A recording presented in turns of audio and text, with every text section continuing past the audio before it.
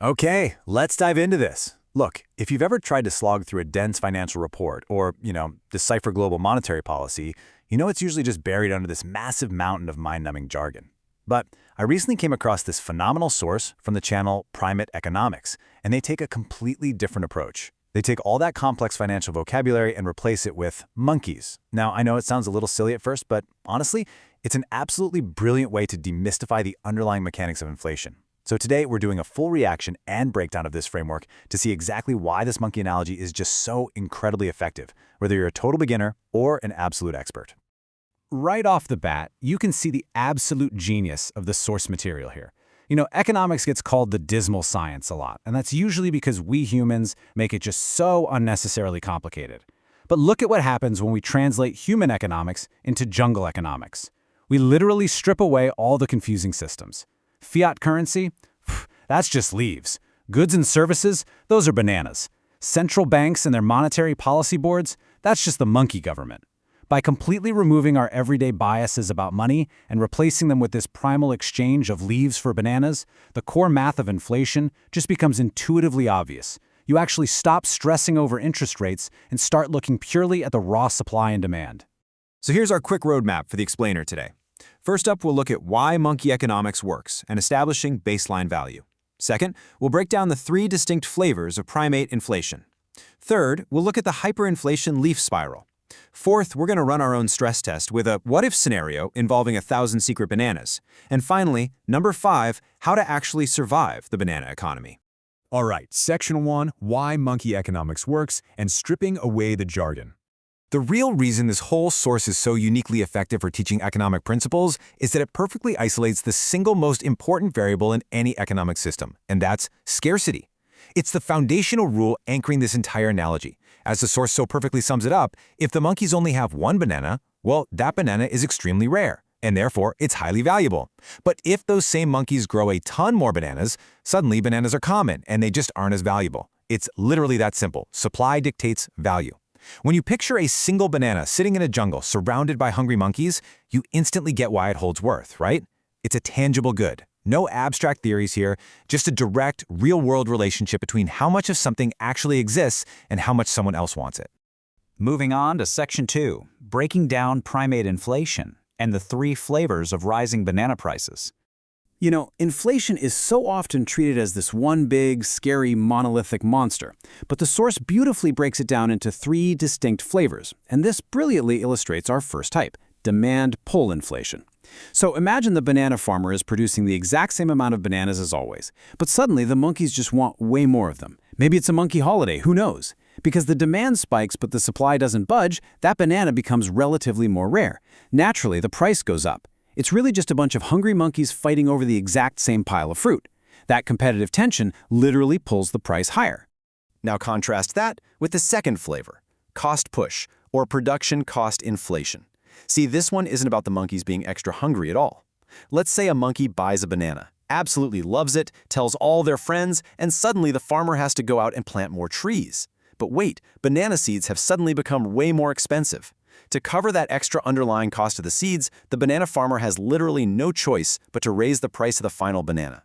The rising cost of production is literally pushing the price up for the everyday consumer.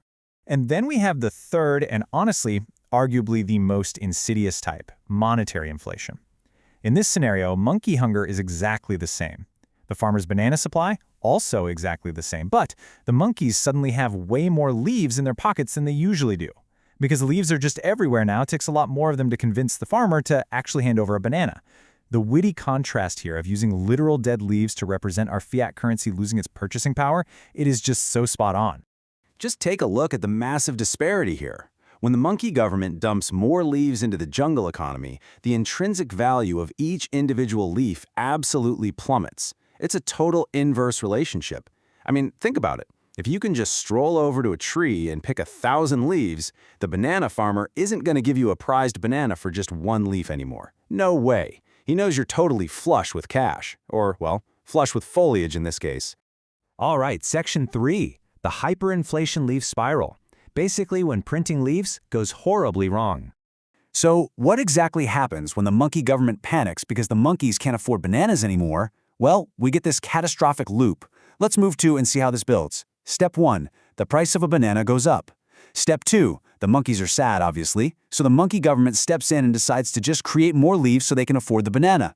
Hooray, the monkeys buy more bananas. But then, step 3 hits. Because there's suddenly more demand and a massive flood of new leaves, the banana price just goes up again to keep pace. Which leads to step 4. The monkey government creates even more leaves to fix the brand new high price. As the source so perfectly puts it, this is getting ridiculous. It's a total runaway train. And the logical conclusion to this whole crazy spiral? The monkey government eventually just gives up, burns all the leaves, and starts making sticks the new currency. It's a completely hilarious image, but honestly, it's also a little terrifying because it perfectly mirrors the real-world historical collapses of fiat currencies. When paper money hyperinflates, like we saw in Weimar Germany or Zimbabwe, it loses absolutely all meaning, and governments often have to just scrap the whole thing and introduce a brand new currency. We go straight from leaves to sticks. Okay, section 4. What if 1,000 secret bananas? Time to stress test this primate analogy. Let's throw a massive wrench into this jungle system. A big number. Let's say 1,000. We are going to take everything we've just learned and run a little stress test on the model. So, what happens to our monkey economy if the tribe wakes up one morning and randomly discovers a hidden grove with 1,000 secret bananas just sitting there, ripe for the taking? I really challenge you to think about this for a second, using that strict logic of scarcity we just went over. The amount of leaves in the jungle hasn't changed at all, but the supply of bananas just completely exploded overnight. So what happens? Well, here's the breakdown. Remember that golden rule from earlier? More bananas equals common, therefore less valuable.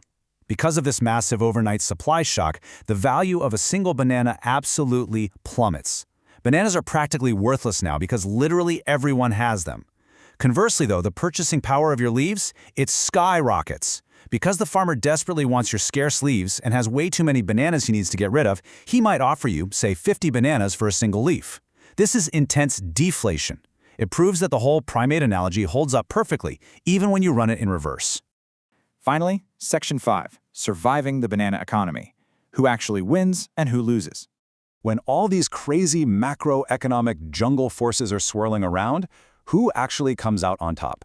The source captures this dynamic beautifully right here. On the left side, if a monkey's actual amount of leaves goes up, but the banana price stays exactly the same, that monkey is rich as F. They can buy absolutely everything. But look at the right side. If the monkey's leaves stay exactly the same, but the price of the banana shoots up, we get monkey poor, monkey sad. The really crucial takeaway here is that inflation itself isn't automatically this terrible thing for you personally. It really only hurts you if your own personal pile of leaves doesn't grow at the exact same rate as the price of the bananas you need to survive. And that brings us to the final piece of profound wisdom from primate economics, the ultimate cheat code to beat the system. To avoid inflation, monkeys should invest banana, as this will grow more banana with time. Look, if you just sit around hoarding dead leaves under your mattress, the monkey government is eventually going to print so many new leaves that yours become totally worthless. But if you take a banana, extract the seeds, and plant an asset that produces more value over time, you actually outpace the changing currency. You completely step outside the trap. It really is just a masterful way to explain economics to anyone, right? By simplifying all the complex players down to monkeys, leaves, and bananas, we totally bypass the intimidation of financial terminology and get straight to the real mechanics of wealth creation and preservation. Which leaves us with one final, absolutely vital question to ask ourselves about our own personal finances. If the human economy gets really bananas, are you hoarding dead leaves or you're planting seeds? Think about it. Thanks for joining me on today's Explainer, and I'll catch you on the next one.